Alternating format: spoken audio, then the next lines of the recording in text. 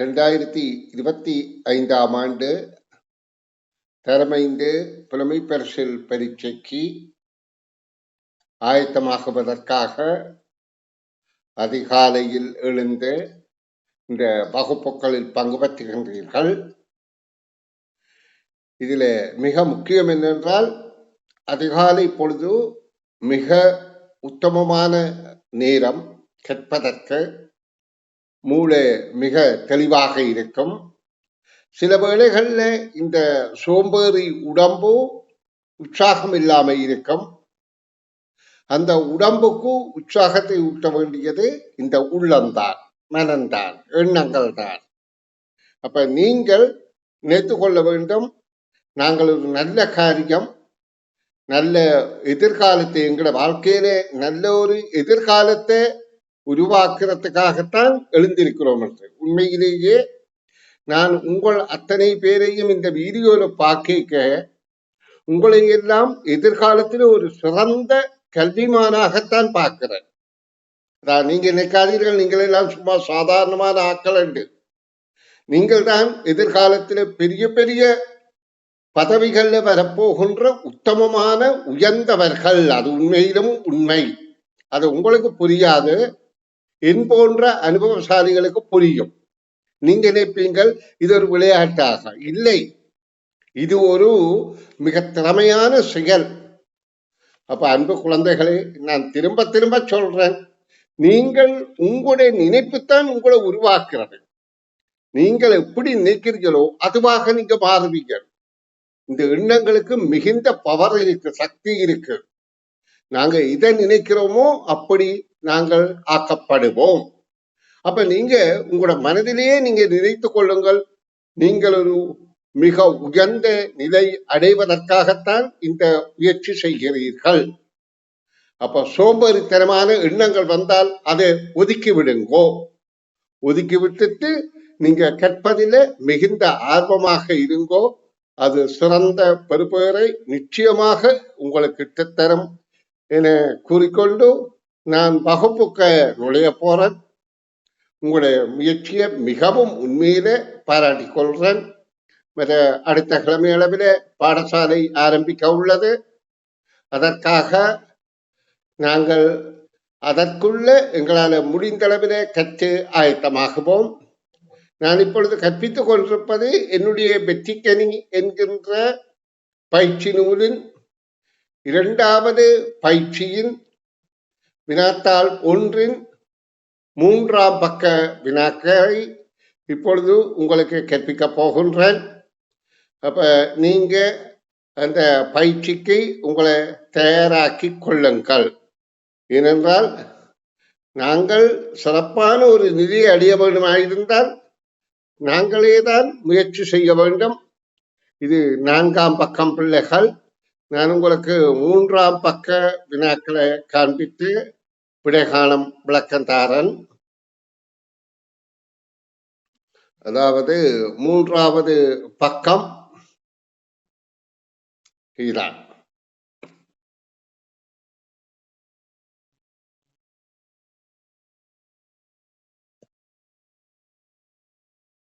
சரி, இந்த 3வது பக்க வினாக்களுக்கு நான் உங்களுக்கு விடைகாலம் விளக்கங்கள் தரப்போகின்றேன்.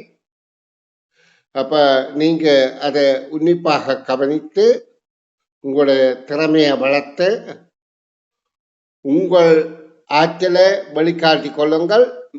கொஞ்சம் கவனமா பார்த்து படிக்கற்றால் இந்த கடினமான கேள்வி கூடி இலகுவாக புரிந்து கொள்ளும். இந்த பயிற்சி அரச பரீட்சையில நிச்சயமாக உங்களுக்கு உதவி செய்யும். இனி நாங்கள் 3ஆம் பக்கத்து 10வது வினாவுக்கு விடைகாலம் விளக்கம் தருகின்றேன். கவனியுங்கள். 1ஆம் தேதி திங்கட்கிழமை உண்டியலில் ஆரம்பத்தில் ரூபா 100 இருந்தது. அப்பா அன்றிலிருந்து தினசரி ரூபா 50 வீதமும், அம்மா புதன்கிழமையிலிருந்து தினசரி ரூபா 20 வீதமும், நானும் வெள்ளிக்கிழமையிலிருந்து தினசரி ரூபா 10 வீதமும் உண்டியலில் இட்டோம். அடுத்த திங்கட்கிழமை 8ஆம் திகதி நாம் மூவரும் பணமிட்ட பின்பு உண்டியலில் சேர்ந்திருந்த பணத்தின் மொத்த தொகை யாது? இந்த வினாவில கவனிக்க வேண்டிய விடயம் அந்த சொற்களின் கருத்து.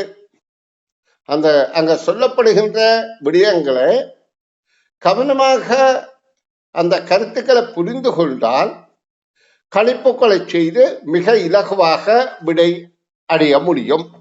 இங்க 3 விடைகள் தரப்பட்டிருக்கிறபடியால் நாங்க பொருத்தமான விடையை தெரிவு செய்வதற்கு விடைகளும் ஓரளவு எங்களுக்கு உதவி செய்யத்தான் செய்கின்றது. சரி, இப்ப பாருங்க, இதுல சொல்லப்பட்டது 1ஆம் தேதி திங்கட்கிழமை அந்த உண்டியல்ல ஆரம்பத்தில் 100 ரூபாய் இருக்கின்றது. அப்பா அன்றிலிருந்து தினசரி 50 ரூபாய் வீதமும். அப்ப எங்களுக்கு இப்ப என்ன தேவை? 50 ரூபாய் படி அப்பா எத்தனை தினங்கள் அதில் பணம் விட்டார் என்று இங்க சொல்லப்படுகிறது.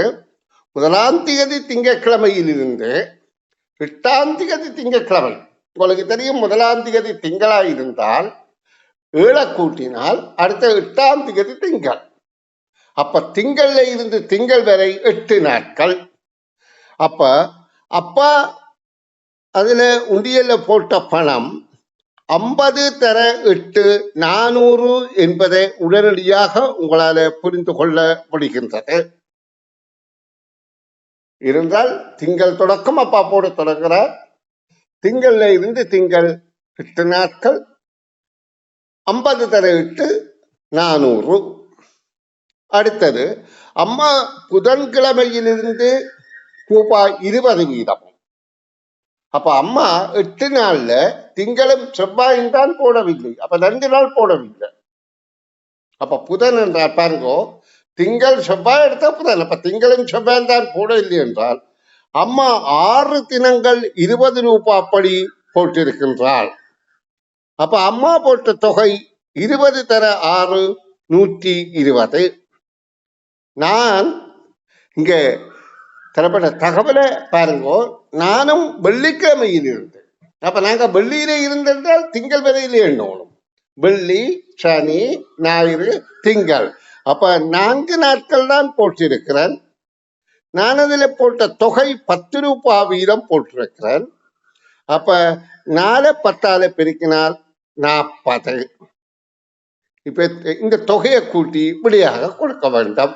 அப்ப 0 6 இதுல 6.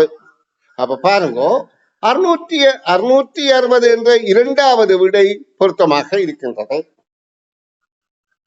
அன்பு குழந்தைகளே, கேள்விகளை வாசிக்கணும், அந்த கருத்துக்களை புரிக்க வேணும், புரிந்து கொண்டு கணிப்புகளை செய்ய வேணும், விட இலகுவாக கிடைத்துவிடும். அப்ப இந்த பயிற்சி உங்களுக்கு அரச பரீட்சையில இந்த மாதிரி கடினமான வினா வந்தாலும் நீங்க சிறந்த பருவங்கள் எடுத்து சித்தி அடைய முடியும்.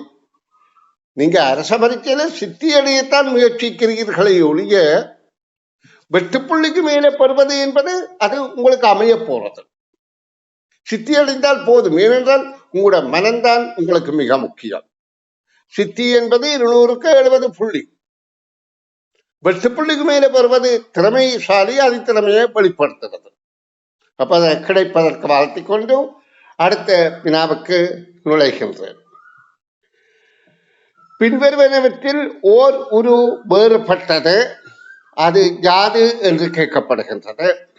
அப்ப இங்க 3 உருக்கள் தந்திருக்கு. அதில் ஒன்று ஏதோ ஒரு வகையில வேறுபட்டதாம். இந்த உருக்கள்ல என்ன வடிவங்கள் இருக்கின்றால் பாருங்கோ, நிலைக்குத்துக்கோடு ஒன்று, கிடைக்கோடு ஒன்று. அது 3லையும் அப்படியே தான் இருக்குது. நிலைக்குத்துக்கோடு, கிடைக்கோடு. அந்த கோடுகள்ல வடிவங்கள் இருக்கின்றது. இதுல முதலாவதுல செவ்வகங்கள் 4 இருக்கின்றது. அந்த கிடைக்கோடில நாங்கள் பார்க்கும் போது செவ்வகங்கள் 4 தண்டும் மேல் நோக்கி இருக்கின்றது, மேலே இருக்கின்றது. கிடைக்கோட்டில நிலத்தப்பட்ட செவ்வகங்கள் ரெண்டும் எதிரெதிர் திசையில இருக்கின்றது. அப்ப அடுத்ததுல அதாவது இரண்டாவது விடையில நிலைக்குத்து கிடைக்கோட்டில எதிரெதிராக இருக்கின்றது. இது மேலே இருக்கின்றது, அடுத்த கீழே இருக்கின்றது. அப்ப இதை விட அது வித்தியாசமாக இருக்கின்றது. மற்ற இந்த ரெண்டும் ஒரே திசையில் இருக்கின்றது. அப்ப அடுத்ததுல மூன்றாவது விடையில முதலாவதை போலத்தான் வெவ்வேறு வடிவங்கள். முதலாவதுல செவ்வகம், அடுத்ததுல முக்கோணம், அடுத்ததுல வட்டம். ஆனா வட்டம் இரண்டும் மேலே இருக்கின்றது. முக்கோணம் நிலத்தப்பட்ட வட்டம் இரண்டும் எதிரே திசையில இருக்கின்றது. அப்ப எங்களுக்கு தெரியுது இதுல வித்தியாசமானதானே பின்னத்தில் ஓரொரு வேறுபட்டது. அப்ப வேறுபட்ட ஒரு இதுதான். இது ரெண்டுக்கும் இடையில ஒற்றுமை இருக்கின்றது. அப்ப நாங்க இதுல இரண்டாவது விடைக்கு கோடு போடுதல் வேண்டும். சரி, இனி நாங்க 13வது வினாவுக்கு விடை காணும் முயற்சியில் ஈடுபடுவோம். அன்பு குழந்தைகளுக்கு நான் சொல்லிக் கொள்வது என்னென்றால், உங்களோட முயற்சி நல்ல பலனை தரும். கொஞ்சம் கவனமாக பின்பற்றுவீர்களாக இருந்தால் ஒரு கடினம் இல்லை. இப்ப இதுல நாங்கள் பார்த்தால் வெற்றிடத்துகளுக்கு வர வேண்டிய ஒரு யாது என்று கேட்கப்படுகிறது.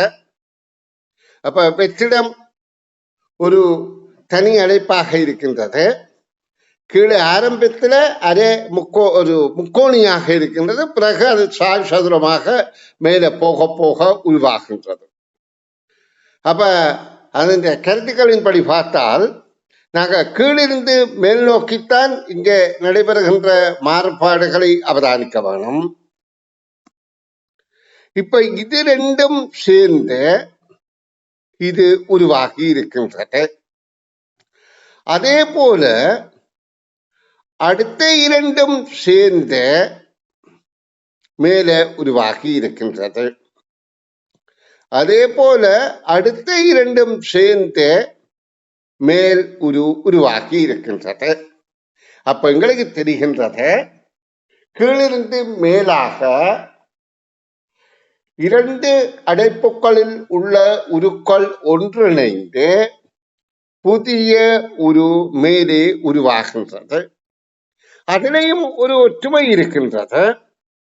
அதாவது வலதுபுறம் உள்ள அடைப்பில உள்ளது இடதுபுறத்தில சேர்ந்து, அதாவது வலதுபுறத்துக்குள்ள இடதுபுறம் சேருகின்றது. வலதுபுறம் இங்க பாருங்க முக்கோணம் இருக்கின்றது.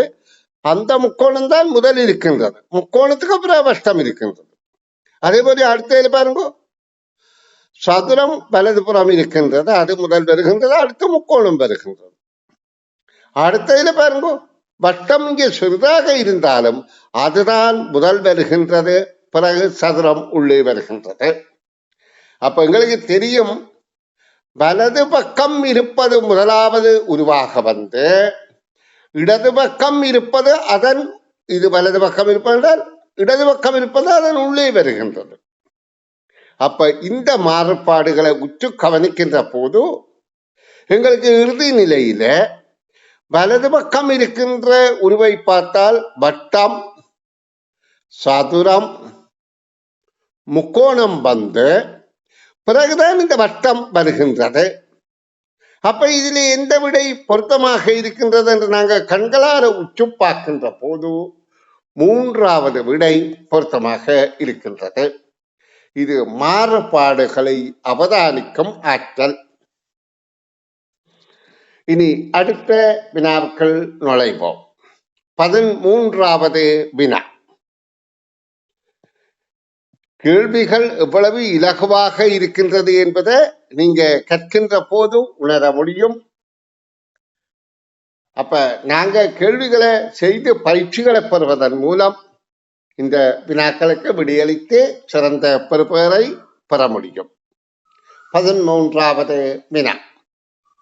கவிதையின் வெற்றிடங்களுக்கு பொருந்தும் சொற்கள் முறையே இடம்பெறும் விடையை தெரிவு செய்க. இதில் ஒரு கவிதை 4 வரி கவிதை. அதுல சில 3 வெற்றிடங்கள் இருக்கு. அந்த 3 வெற்றிடங்களுக்கு எது பொருந்தும் என்று தரப்பட்ட 3 விடையிலிருந்து நாங்க தெரிவு செய்ய வேண்டும். முதலாவது வாக்கியம் மியா மியாவ் என கத்துகின்றது. அப்ப எது கத்துகின்றது என்றால் பூனை என்பது எங்களுக்கு இதுல தோன்றா இழுவாயாக தெரிகின்றது.